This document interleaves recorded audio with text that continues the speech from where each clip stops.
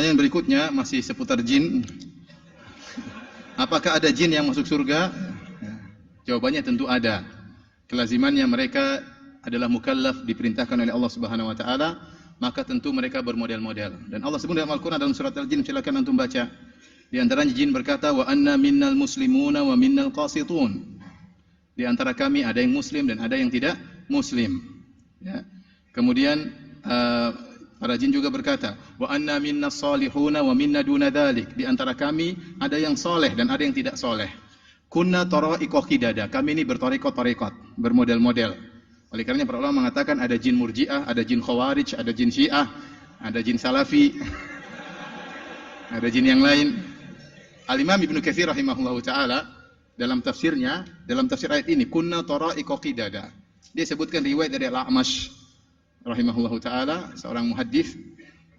Beliau intinya pernah bertemu dengan jin, kemudian dia bertanya kepada jin tersebut, ya, "Mar rafidhatu fikum?"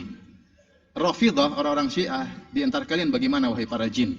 Maka jin tersebut berkata, "Syarruna," paling buruk, firqah paling buruk di antara jin. Jadi ternyata ada jin apa? Rafidah. Dari situ kita tahu bahwasanya jin ada yang muslim, ada yang kafir, ada yang beragama yang lain, ya, beragama Hindu, Nasrani dan yang lainnya.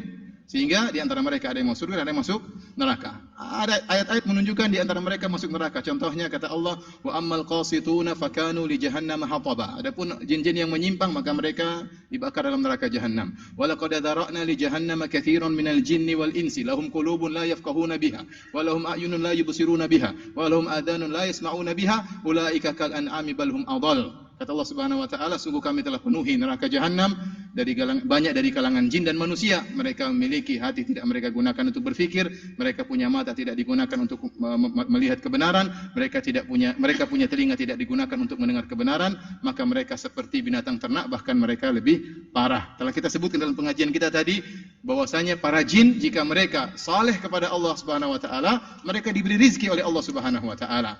Wa allaw istaqamu ala tariqati la asqainahum ma'an ghadaqa. Seandainya mereka istiqamah di atas jalan yang benar, kami akan berikan mereka rizki yang banyak.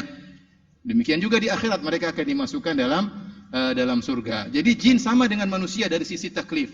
Hanya saja para ulama usuliyun mereka berselisih tentang yang disebutkan oleh Zarkashi dalam kitabnya Al-Bahrul Muhit dalam usul fikih. Dia sebutkan apakah syariatnya jin sama seperti syariatnya manusia?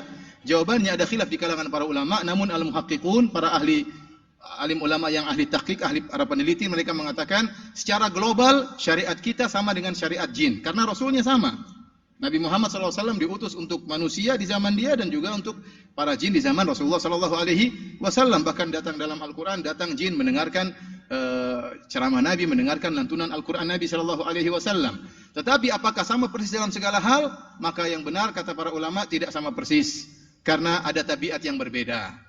Contohnya jin punya kemampuan untuk terbang, ya. Mungkin cara hajinya beda dengan cara haji kita, ya. Makanya tidak perlu kita tanya, "Ustaz, jin wudunya bagaimana?" Itu bukan urusan ente. Yang penting ente sholat. Ente jangan urusan jin. Kecuali ente mau menikah dengan jin, lain lagi ceritanya. Wallahu a'lam bishawab.